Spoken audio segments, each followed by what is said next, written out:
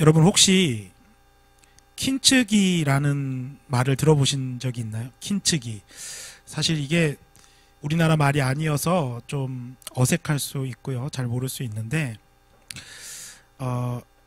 이 킨츠기라는 것은 깨진 도자기가 있으면 그 깨진 부분에다가 금가루와 적착제를 이렇게 이용해서 그 깨진 도자기를 다시 붙이는 거예요.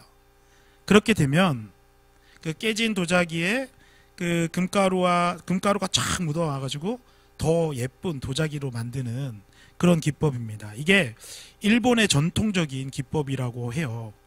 저희가 일본에서 살아본 적이 없기 때문에 알 수는 없지만, 본질 못했지만 그래도 이런 기법을 통해서 보통 도자기가 깨지면 여러분 어떡하죠? 버려야죠. 그죠? 버리지만 이 일본에서는 그렇게 버리지 않고 이 킨츠기라는 기법을 사용해서 그 깨진 자리가 오히려 더 빛나고 가치 있는 예술 작품으로 만든다고 합니다. 여러분, 출애굽 1세대는요 가나안 땅을 앞에 두고는 하나님을 신뢰하지 못하고 불순종했어요. 그래서 하나님께서는 그들에게 벌을 주셨죠. 광야에서 40년을 방황하게 하셨습니다. 이것은 마치 깨진 도자기와 같아요. 정말 하나님께서 애굽에서 사랑하셔서 애굽에서 이렇게 구해내신 아름다운 도자기였는데 그들이 하나님께 불순종함으로 깨진 도자기가 되었습니다. 그런데 여러분, 놀라운 것은 이것입니다. 하나님이요 이 이스라엘을 포기하지 않으시는 거예요. 마치 깨진 도자기를 다시 살리기 위해 킨츠기라는 기법을 사용하는 장인처럼 하나님께서는 이스라엘의 과거의 실패를 지우고 그들을 새롭게 하시는 분이십니다. 오늘 말씀을 통해서 이미 한번 실패한 이스라엘이지만 가나안 땅 정복 전쟁에 참여할 자격도 주시고 그들을 새롭게 하시는 그 하나님을 만나기를 소망합니다. 오늘 본문 말씀의 배경은요, 앞에서는 요단강을 건넌 직후예요. 요단강을 건너고 이제 6장으로 가면 여리고성 전투를 합니다. 즉 요단강을 건너서 길갈에서 여리고성을 바라보면서 전투를 준비하고 있는 상황이 오늘 본문 말씀의 배경입니다. 여리고성은 이스라엘 백성들이 가나안 땅에 들어와서 처음 하는 전투예요. 흔히 우리는 이런 말을 하죠. 첫 단추를 잘 꿰야 된다. 회사에 갔을 때도 첫 인상이 좋아야 된다. 또 무슨 소개팅을 해서도 첫 인상이 거의 한 7, 80%를 다 좌우한다. 이런 것처럼 첫 단추를 잘 깨야죠. 잘못 깨면 어떻게 될까요? 나중에 하나가 비어있죠. 하나가 비어있거나 하나가 남아있거나 그런 경우가 되는 것이죠. 그런데 이 첫 단추가 뭐라고요? 여리고성 전투입니다. 그러니까 얼마나 중요한 전투예요. 반드시 승리해야 되는 전투예요. 여기서 패배하면 이스라엘은 이제 더 낙심돼서 아이고 잘못했네 하고 다시 애굽으로 돌아가자 이렇게 될 수도 있어요. 그렇죠? 그래서 반드시 승리해야 되는 전투입니다. 그만큼 여러분 정말 철저하게 준비가 되어 있어야겠죠. 그래서 오늘 본문 말씀은 중요한 의미를 가지고 있습니다. 사실 앞에 있는 요단강을 건너는 이야기 많이 들었고요. 뒤에 있는 여리고성을 하루에 한 바퀴씩 6일 돌고 마지막 7일째 도는 그 이야기도, 그 기적 같은 이야기도 우리는 잘 아는데 5장 말씀은 사실 잘 모르죠. 근데 되게 중요한 말씀이라는 것이죠. 하나님 말씀 중에 불필요한 말씀은 없습니다. 다 중요하고 다 우리에게 주시는 말씀으로 받아야 될 줄 믿습니다. 이렇게 반드시 승리해야 되는 전투, 이 중요한 전투를 앞에 두고 하나님께서 여호수아와 이스라엘 백성들에게 명령하시는 내용이 오늘 나옵니다. 자, 말씀을 보시면 1절 말씀을 한번 보세요. 1절 말씀에 이렇게 되어 있습니다. 요단 서쪽 아모리 사람들의 모든 왕과 해변의 가나안 사람의 모든 왕들. 그러니까 이 말은 결국 이 가나안 땅에 있는 모든 왕들을 말하는 거예요. 이 모든 왕들이 하나님께서 요단물을 말리시고 이스라엘 백성들을 건너게 하셨다는 소식을 듣습니다. 그러자 그들의 마음이 녹아 정신을 잃었다라고 말씀하고 있어요.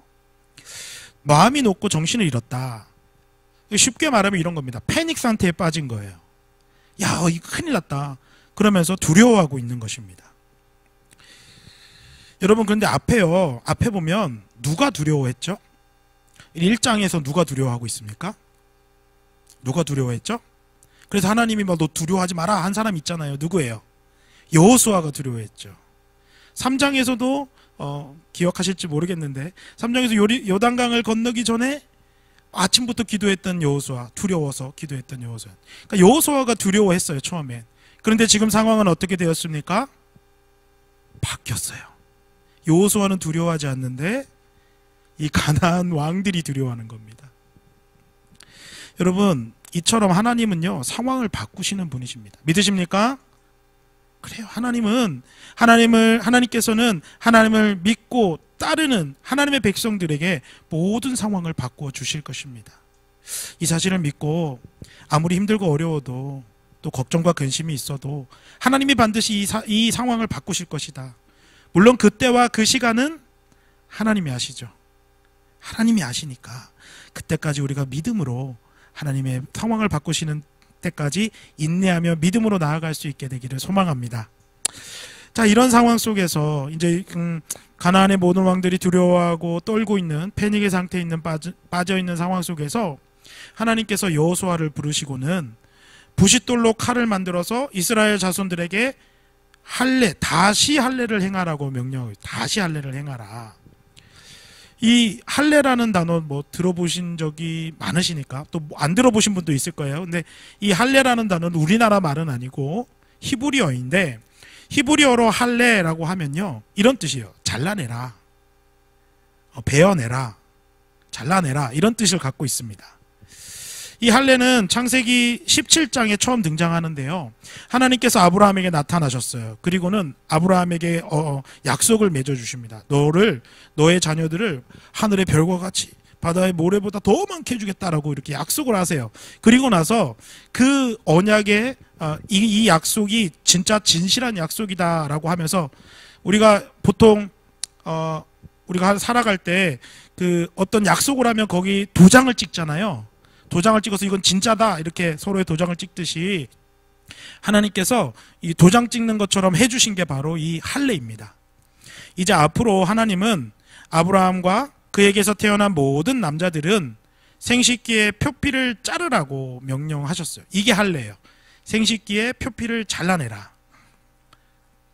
이렇게 해서 하나님은 아브라함과 그의 후손들이 언약을 맺었다라고 이렇게 확증해 주십니다. 표징이 되었어요.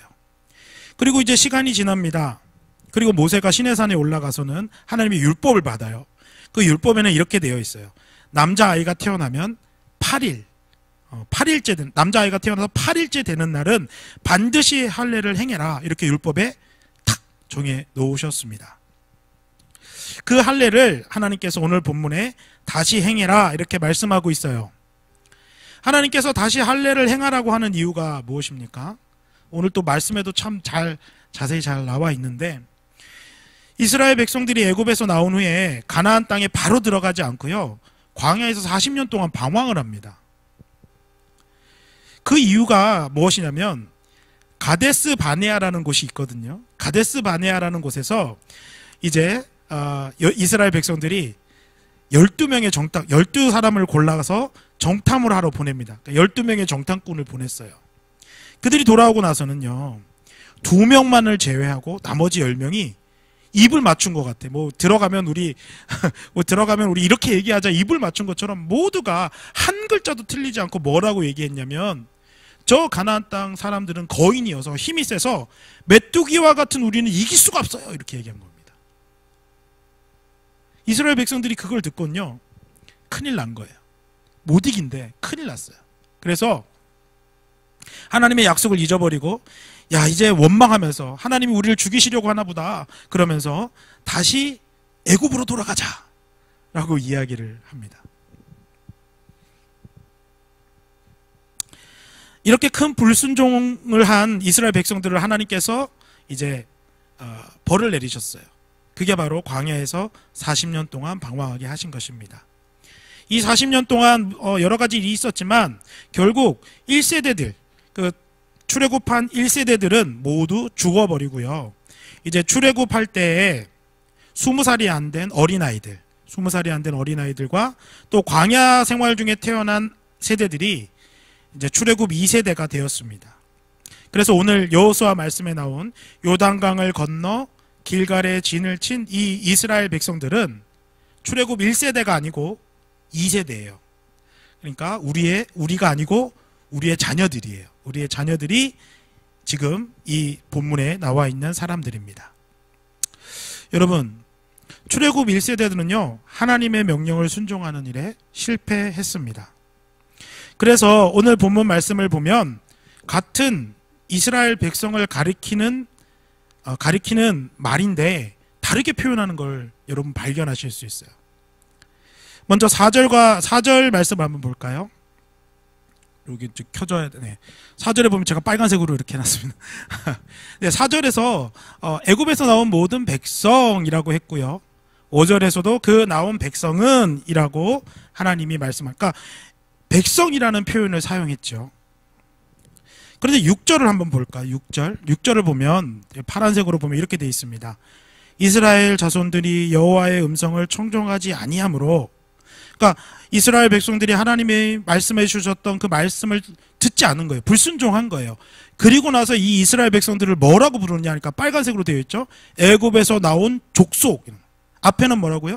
백성. 여기서는 족속. 이 족속이란 단어는 어느 때 쓰는 것입니까?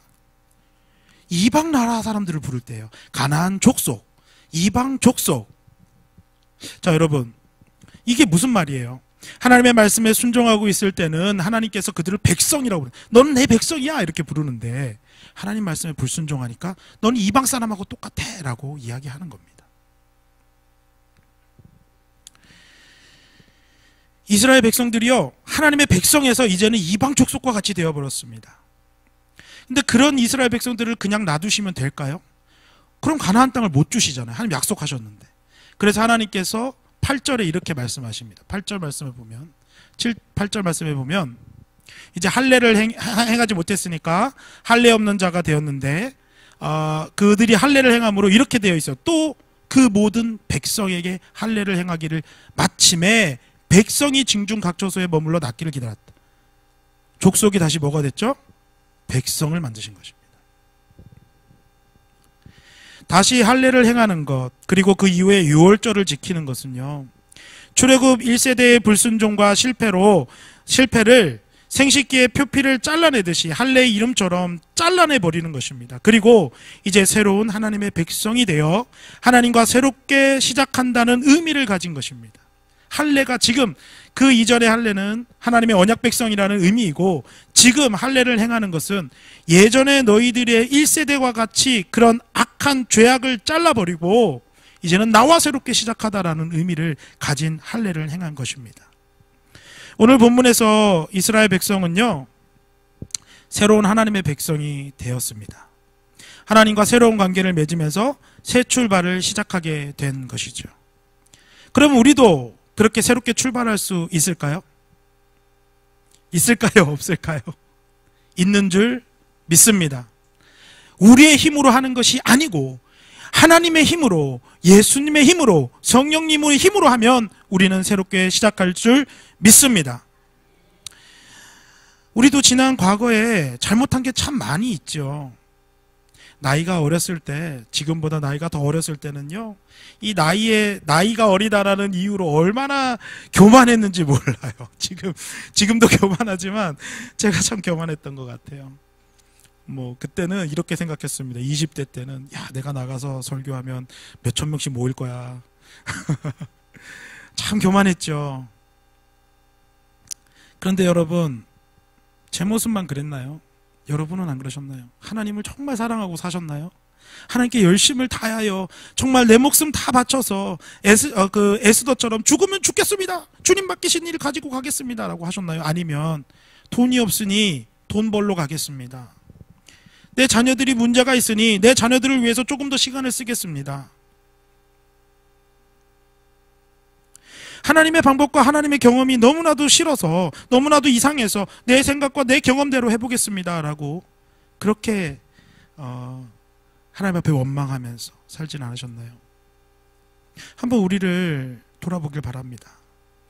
우리가 받아야 할 할례는 무엇입니까? 지난날을 생각할 때 출애굽 1세대처럼 하나님께 온전하게 순종하지 못했던 죄들이 있지 않습니까? 교만하지 말라 그랬는데 교만하고요. 미워하지 말라 그랬는데 미워합니다. 예배에 빠지지 말라 그랬는데 무슨 일만 있으면 예배에 빠지기 실수였고요. 기도하라고 했는데 기도하지 않아요.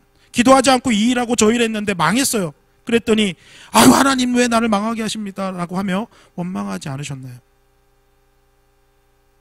하나님을 전적으로 믿으라고 말씀하시는데도 여전히 내 생각과 내 경험이 더 옳습니다 라고 하면서 하나님 앞에 대들지는 않았습니까? 나의 마음과 욕심과 나의 마음의 욕심과 소원을 이루기 위해서 하나님을 이용한 적은 없으세요? 하나님 믿는다고 하면서 하나님을 하나님으로 모시는 게 아니고 내 종처럼 내 욕심을 이루어달라고 하나님의 이름을 이용해 본 적은 없습니까?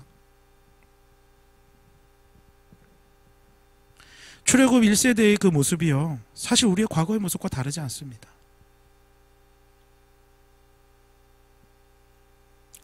여러분 오늘 출애굽 2세대가 다시 할례를 받은 것처럼 우리도 이런 모든 죄악들과 부끄러운 모습과 수치들을 잘라낼 수 있기를 간절히 소망합니다. 중요한 것은 이것입니다. 깨닫고 잘라내야 된다는 거예요.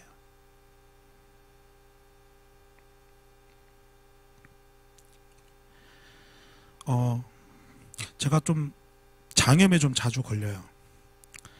의사 선생님들이 항상 하는 얘기가 있습니다. 매운 거 드시지 마세요. 짠 거 드시지 마세요. 근데 왜 매운 게 먹고 싶죠? 장염에 걸리면 짠 게 먹고 싶은지 몰라요.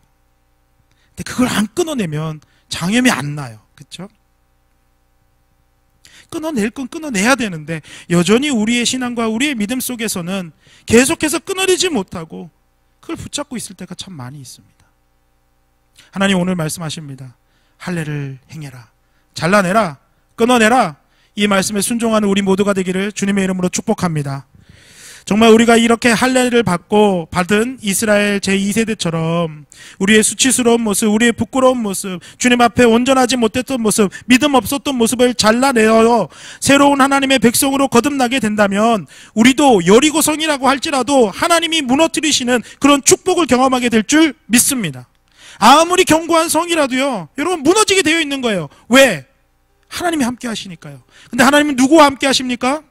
그걸 잘라낸 사람들, 거룩한 사람들, 할례 받은 사람들에게만 나타나시는 것입니다. 우리가 그런 하나님의 백성들이 되기를 소망합니다. 자, 이제 할례도 행했어요. 그리고 유월절도 지켰습니다. 그리고 나서 여호수아가 여리고에 가까이 이제 가게 돼요. 근데 어떤 한 사람을 만납니다. 근데 그 사람은 칼을 빼가지고 손에 들고 맞은편에 서 있는 거예요. 그 모습만 보았을 때는 아마 제가 여호수아라도 이렇게 질문할 것 같아요. 저 사람이 적일까? 아군일까? 만약 뒤를 이렇게 돌아봤다. 여호수아 맞은편이 아니고 여호수아 뒤편을 보고 있었다면 뭐라고 생각할까요? 아, 우리 편이긴 해 이랬겠죠. 근데 여호수아 마주 보고 있는 거예요. 그러니까 적일 수도 있겠죠. 이런 생각이 든 것입니다. 그래서 여호수아가 물어봐요. 너는 우리를 위하느냐? 아니면 우리의 적들을 위하느냐? 이렇게 물어봅니다. 그러자 그 사람이 대답하기를 아니라 나는 여호와의 군대 대장으로 지금 왔느니라 라고 말합니다. 여호수아는 지금 이렇게 물었어요. 당신은 우리 편입니까? 적들 편입니까? 이렇게 물어보았는데 이 여호와의 군대 대장의 대답이 좀 이상하죠. 보통은 이렇게 말할 겁니다. 나는 너희 편이다. 아니다. 나는 적들 편이다. 이렇게 대답해야 될 텐데 그렇게 대답하지 않고요. 아니다. 나는 누구의 편도 아니다. 이렇게 얘기하는 것입니다. 누구의 편도 아니다. 여러분 이게 무슨 뜻입니까? 군대 대장은 여호수아의 질문이 틀렸다라고 말하는 것입니다. 여호수아는 이렇게 물어봤어요. 당신 우리 편입니까? 이렇게 물어봤어요. 그랬더니 이 사람이 너가 해야 될 질문은 여호와의 군대 대장이 말하는 것. 그것은 여호수아 너가 지금 해야 될 질문은 하나님이 내 편입니까? 라고 묻는 것이 아니라 내가 하나님 편에 서 있습니까? 라고 물어야 된다는 것이죠. 질문을 참 잘하셔야 됩니다. 안 그러면 잘못된 답이 와요. 여호수아가 이때 이렇게 얘기했으면 얼마나 좋았을까요? 내가 하나님 편에 서야 됩니까? 그랬다면 올바른 답이 왔을 텐데 말이죠.